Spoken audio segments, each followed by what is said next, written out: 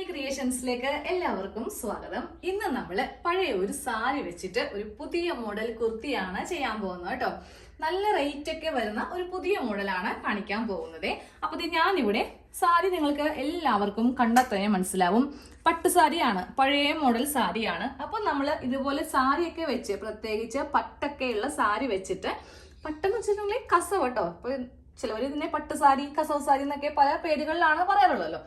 നമ്മള് ഇതുപോലത്തെ സാരിയൊക്കെ എടുക്കുമ്പോണ്ടല്ലോ, ഈ കസവ് എടുക്കാനേ പാടില്ല. നെക്കിലാണെങ്കിലും സ്ലീവിന്റെ താഴെ, ടോപ്പിന്റെ ബോർഡറിൽ, ഇതിലൊന്നും ഈ കസവ് വരുത്തരുത് കേട്ടോ. കസവൊക്കെ വരുത്തുവാണെങ്കിൽ ഇത് കാണുന്ന ആർക്കാണെങ്കിലും മനസ്സിലാവും ഇത് പഴയ സാരിയൊക്കെ വെച്ചിട്ട് തയ്ച്ച് എടുത്തതാണ്. അപ്പൊ നമ്മൾ എന്ത് ചെയ്യണം, ഇതെല്ലാം അങ്ങോട്ട് കട്ട് ചെയ്ത് മാറ്റിയിട്ട് വേണം ടോപ്പ് അടിക്കാനായിട്ട്. ഇതിപ്പോ ഏകദേശം ഒരു എങ്ങനെ വന്നാലും 10-40 വർഷത്തെ പഴക്കമുണ്ട് ഈ സാരിക്ക്. കുറച്ച് ഭാഗത്തൊക്കെ ഇതുപോലെയൊക്കെ ഉള്ളൂ, പക്ഷെ ഉള്ളിലൊക്കെ നല്ല നീറ്റായിട്ടാണ് ഇരിക്കുന്നത്. അതുകൊണ്ടിട്ടാണ് ഞാനിത് വെച്ചിട്ട് ഇതാ കണ്ടില്ലേ, നല്ല ഭംഗിക്കാണ് ഉള്ളുള്ളത്. അപ്പൊ നമുക്ക് ഇത് വെച്ചിട്ട് ചെയ്ത് എടുക്കാം. ആദ്യമേ നമുക്ക് ഈ മുന്താണി ഭാഗമില്ലേ, നല്ല കസവുള്ള ഭാഗമാണ്, അതങ്ങോട്ട് കട്ട് ചെയ്ത് മാറ്റാൻ കേട്ടോ. മുന്താണി ഭാഗം കട്ട് ചെയ്ത് മാറ്റിയിട്ടുണ്ട്. ഇനി ഈ ഭാഗത്തു നിന്നാണ് നമ്മൾ യോക്ക് കട്ട് ചെയ്യാൻ പോകുന്നത് കേട്ടോ. യോക്ക് കട്ട് ചെയ്യാൻ വേണ്ടിയിട്ട് നമ്മുടെ ചെസ്റ്റിന്റെ അളവെടുക്കുക. ചെസ്റ്റ് റൗണ്ട് ആണ് ഞാൻ എടുക്കുന്നത് കേട്ടോ. അപ്പൊ എനിക്ക് വരുന്നത് 36 ആണ്. അപ്പോൾ അതിന്റെ കാൽ ഭാഗം എടുത്തിട്ട് അതിനെ കൂടെ 2 ഇഞ്ച് തയ്യൽ തുമ്പ് ചേർത്തിട്ട് ഞാൻ ഇവിടെ 11 ഇഞ്ചിൽ മാർക്ക് ചെയ്ത് കൊടുത്തിട്ടുണ്ട്. എന്നിട്ട് ഈ തുണി കറക്റ്റ് 11 ഇഞ്ച് വെച്ചിട്ട് ഇങ്ങനെ ഒന്നങ്ങോട്ട് മടക്കി ഇട്ട് കൊടുക്കുവാണ്. നമ്മൾ ഇനി ചെയ്യേണ്ടത് ഈ ഭാഗത്ത് കട്ട് ചെയ്തിട്ട് ഇതൊറ്റൊരു കഷ്ണമാക്കുക. എന്നിട്ട് നമുക്ക് ഈ കസവെല്ലാം ഒന്ന് കട്ട് ചെയ്ത് മാറ്റേണ്ടത്. കറക്റ്റ് ഒറ്റൊരു കഷ്ണമാക്കി എടുത്തിട്ടുണ്ട്. ഇനി അടുത്ത സ്റ്റെപ്പ്, നമുക്ക് ഈ താഴെ ഭാഗത്തുനിന്നും മുകൾ ഭാഗത്തുനിന്നും ആ കസവ് അങ്ങോട്ട് കട്ട് ചെയ്ത് അങ്ങോട്ട് കളയുക എന്നുള്ളതാണ്. ഇതൊന്നും നമ്മൾ ഇന്നത്തെ ടോപ്പില് വെക്കുന്നില്ല കേട്ടോ.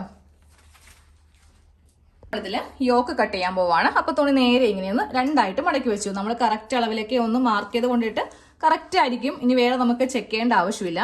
ഇനി അടുത്തത് യോക്കിന് ലെങ്ത് കൊടുക്കണം. അപ്പൊ ഞാൻ ഇന്ന് യോക്കിന് ലെങ്ത് 14 ഇഞ്ചാണ് കൊടുക്കുന്നത് കേട്ടോ. അതിനെ കൂടെ 1 ഇഞ്ച് തയ്യൽ തുമ്പ് ചേർത്തിട്ട് 15 ഇഞ്ചിൽ മാർക്ക് ചെയ്ത് കൊടുക്കാം. എന്നിട്ട് ഈ ഭാഗത്ത് വെച്ചിട്ട് വേണം ഇങ്ങനെ അങ്ങോട്ട് മടക്കി അങ്ങോട്ട് എടുക്കാൻ വേണ്ടിയിട്ട്. കറക്റ്റ് ഇപ്പോ യോക്ക് നമ്മൾ ഇങ്ങനെ ഒന്ന് കട്ട് ചെയ്തെടുത്തിട്ടുണ്ട്. ബാക്കിയുള്ളത് അങ്ങോട്ട് കട്ട് ചെയ്ത് മാറ്റാം.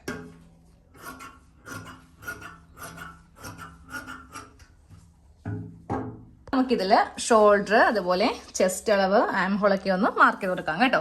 അപ്പൊ എനിക്ക് വരുന്ന അളവ് 7 ഇഞ്ചാണ്, അത് മാർക്ക് ചെയ്തിട്ടുണ്ട്. താഴത്തേക്ക് ആം ഹോള് 6 ഇഞ്ച്.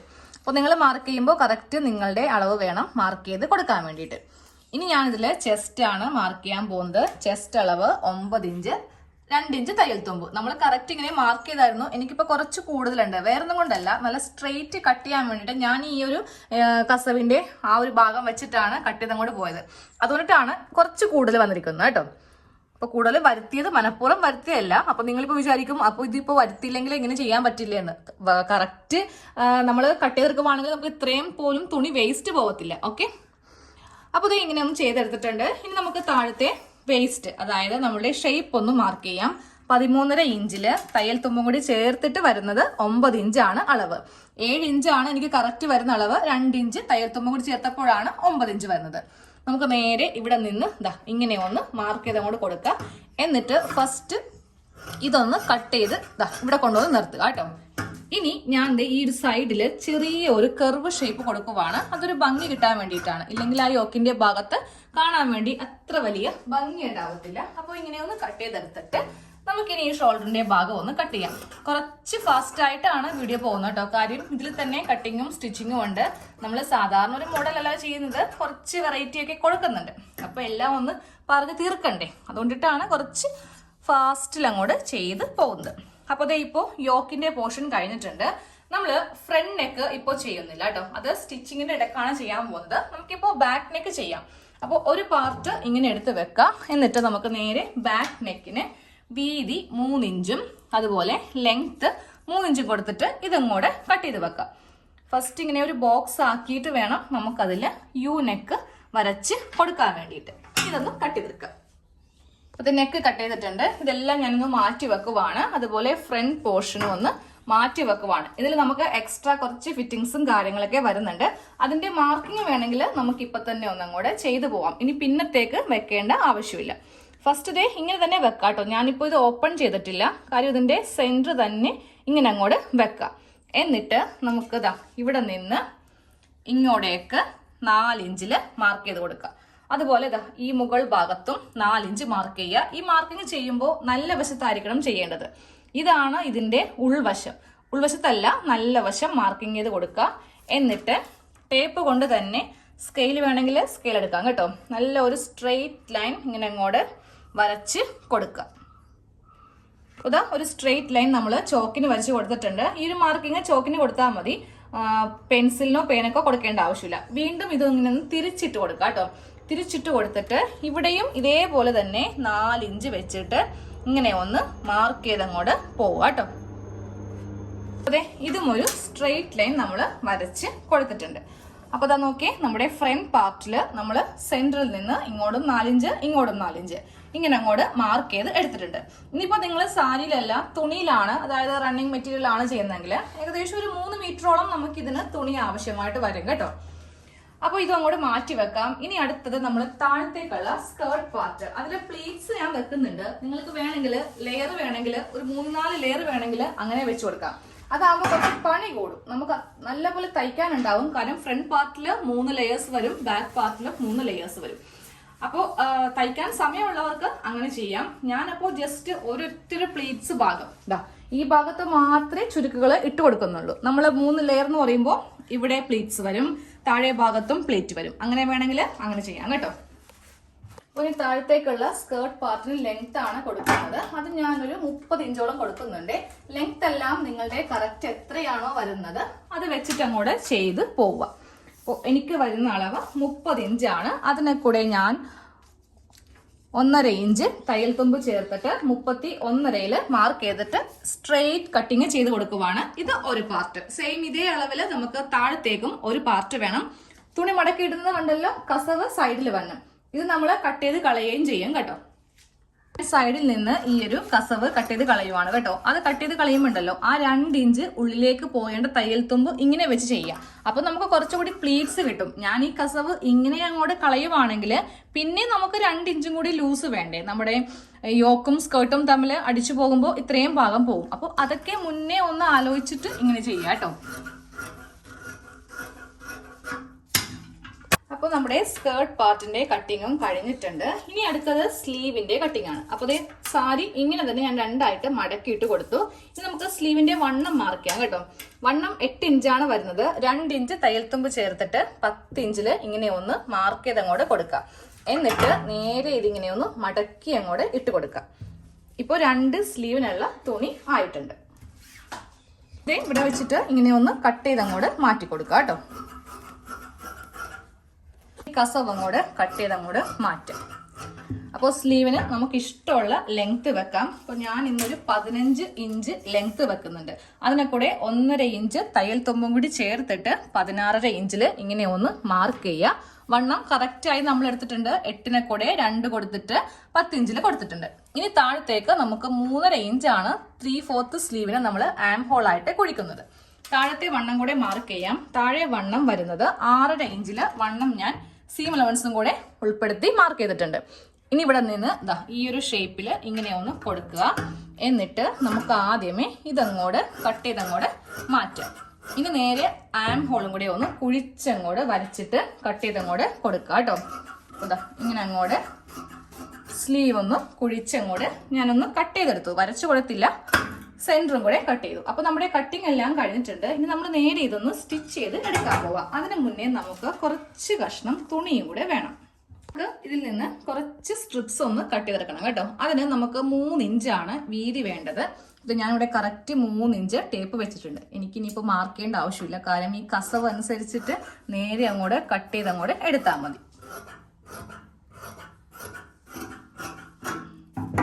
ഇതേപോലത്തെ 2-3 കഷ്ണം കൂടെ നമുക്കൊന്ന് വേണം കേട്ടോ. ഞാനിപ്പോൾ ടോട്ടലായിട്ട് 2 എണ്ണമേ എടുത്തിട്ടുള്ളേ. വേണമെങ്കിൽ നമുക്ക് കട്ട് ചെയ്യാമല്ലോ. സാരി ആണെങ്കിലും ചുമ്മാ നശിപ്പിച്ച് കളയണ്ട. നമുക്ക് ഇതിൽ നിന്നൊക്കെ കുറച്ച് കഷ്ണം മാറ്റി വെക്കുവാണെങ്കിൽ കുട്ടികൾക്ക് ഒരു കുഞ്ഞുടുപ്പോ എന്തെങ്കിലും തയ്ക്കാം. വെറുതെ തുണി വേസ്റ്റ് ചെയ്ത് കളയുന്നത് എനിക്ക് ഒട്ടും ഇഷ്ടമുള്ള കാര്യമല്ല. അപ്പോൾ ഈ കസവെല്ലാം കളഞ്ഞ് 2 സ്ട്രിപ്പ് ഞാനിപ്പോൾ ഒന്ന് കട്ട് ചെയ്തങ്ങോട്ട് എടുത്തിട്ടുണ്ട്. അപ്പോൾ നമുക്ക് നേരെ ഇനി തയ്യൽ മെഷീനിലേക്ക് പോവാം. അപ്പോൾ നിങ്ങൾ സാരി കൊണ്ട് ചെയ്യുമ്പോൾ ലൈനിങ് വെക്കണം എന്നുള്ളവർക്ക് ലൈനിങ് വെക്കാം കേട്ടോ. ലൈനിങ് വെച്ചില്ലെങ്കിൽ കുഴപ്പമില്ല. നമുക്ക് ഇതിൻ്റെ അടിയിൽ ഒരു ലോങ് ആയിട്ടുള്ള പെറ്റിക്കോട്ട് ഇട്ടാലും മതി. വെക്കുന്നവർക്ക് ലൈനിങ് കട്ട് ചെയ്തെടുക്കാം. അതങ്ങോട്ട് ഉള്ളിലേക്ക് വെച്ച് കൊടുത്താൽ മതി. നമുക്ക് ആദ്യമേ ബാക്ക് നെക്കിന് സ്റ്റാർട്ട് ചെയ്യാം കേട്ടോ. അതിനായിട്ട് ഒരു ക്രോസ് പീസ് കട്ട് ചെയ്തെടുത്തിട്ടുണ്ട്. ഒരെണ്ണം കൂടി കട്ട് ചെയ്യുവാണ്, ഇനി തികഞ്ഞില്ലെങ്കിൽ പണിയായിപ്പോവും. അപ്പോൾ 2 കഷ്ണം ക്രോസ് പീസ് കട്ട് ചെയ്തെടുത്തിട്ടുണ്ട്. ഇവ തമ്മിൽ നമുക്കൊന്ന് യോജിപ്പിച്ച് എടുക്കാം. സെയിം കളർ ഉണ്ടെങ്കിൽ അതിനെടുക്കാം കേട്ടോ. അപ്പം ഞാൻ സാരിയിൽ നിന്ന് എനിക്കിപ്പോൾ സൈഡിൽ നിന്ന് അങ്ങനെ വലിയ ബാക്കി കഷ്ണമൊന്നും കിട്ടിയില്ല. ഇത് നല്ലൊരു കഷ്ണം തന്നെയായിട്ട് കട്ട് ചെയ്യണം. അപ്പോൾ അത് വേണ്ടല്ലോ എന്ന് കരുതിയിട്ടാണ് വേസ്റ്റ് തുണി എടുക്കുന്നത്. അപ്പോൾ ബാക്ക് നെക്ക് നമ്മൾ ഈ ക്രോസ് പീസ് വെച്ചിട്ട് ഇങ്ങനെ അങ്ങോട്ട് തയ്ച്ചങ്ങോട്ട് എടുക്കാം. കടിച്ചതിന് ശേഷം നമ്മൾ ചെയ്യേണ്ടത് ഈ ക്രോസ് പീസ് ഇങ്ങനെ അങ്ങോട്ട് വെച്ചിട്ട് ഒന്ന് പതിച്ചടിച്ചങ്ങോട്ട് നിർത്തി കൊടുക്കുക കേട്ടോ.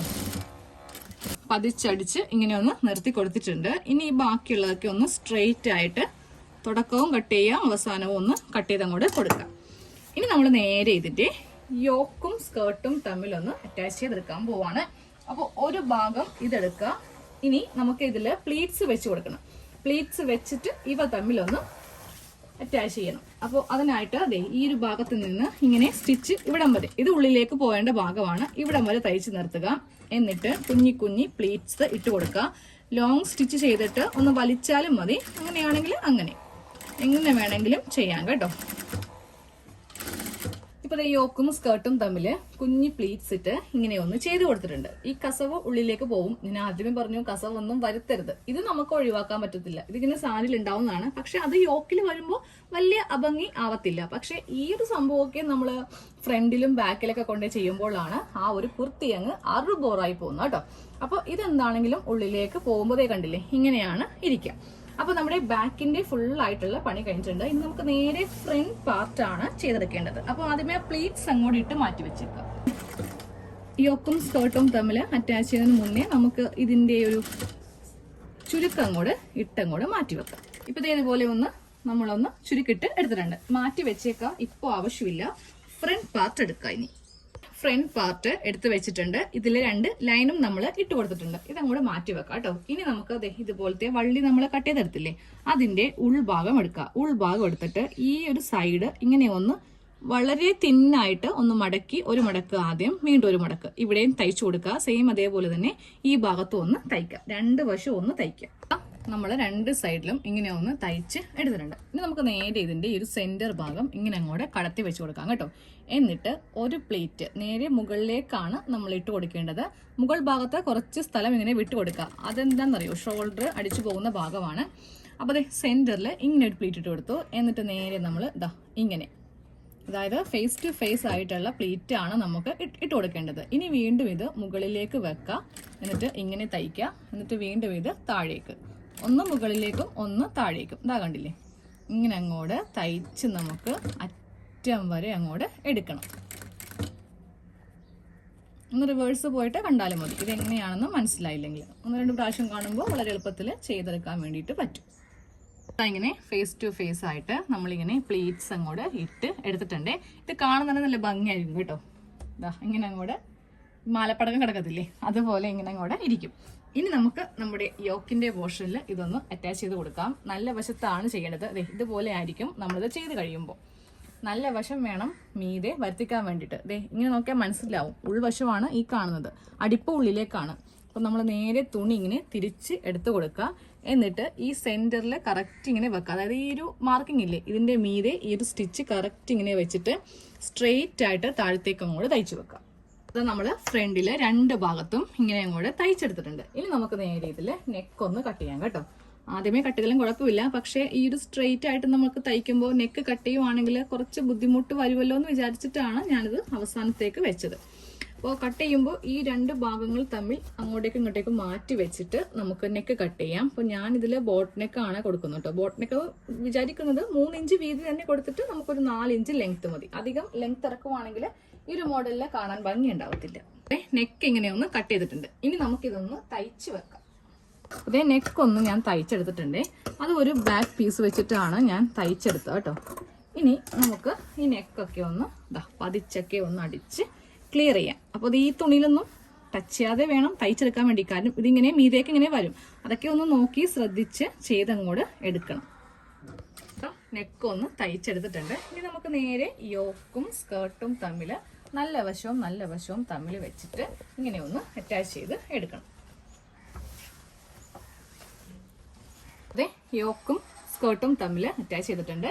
ഇനി നമുക്ക് നേരെ ഇത് ഷോൾഡർ കൂട്ടണം, സ്ലീവ് വെക്കണം, സൈഡൊക്കെ അടിക്കണം. അപ്പോൾ ഇതൊക്കെ ആദ്യമേ ചെയ്ത് വെക്കുവാണെങ്കിൽ ഉണ്ടല്ലോ നമുക്കിത് പെട്ടെന്ന് തന്നെ നമ്മുടെ ഈ ഒരു ടോപ്പിന്റെ ഫുൾ സ്റ്റിച്ച് കഴിഞ്ഞ് കിട്ടും കേട്ടോ. അപ്പോൾ അതാ ഷോൾഡർ കൂട്ടി തയ്ച്ചെടുക്കാൻ പോവാണ്. സെയിം ഇതേപോലെ തന്നെ ഈ ഭാഗത്തും ഒന്നും കൂടെ ചെയ്ത് എടുക്കണം. ബാക്ക് നെക്ക് ഇങ്ങനെ ഒന്ന് ക്രോസ് പീസ് വെച്ചിട്ട് ഉള്ളിലേക്കൊന്ന് തയ്ച്ചിങ്ങനെ കൂടെ എടുത്തിട്ടുണ്ട്. ഇനി നമുക്ക് സ്ലീവ് ആണ് വെച്ചെടുക്കാനുള്ളത്. ഇപ്പോൾ ഞാൻ ഒരു സ്ലീവ് വെച്ചിട്ടുണ്ട്. രണ്ടാമത്തെ സ്ലീവ് വെക്കുന്നതൊന്ന് കാണിച്ചു തരാം കേട്ടോ.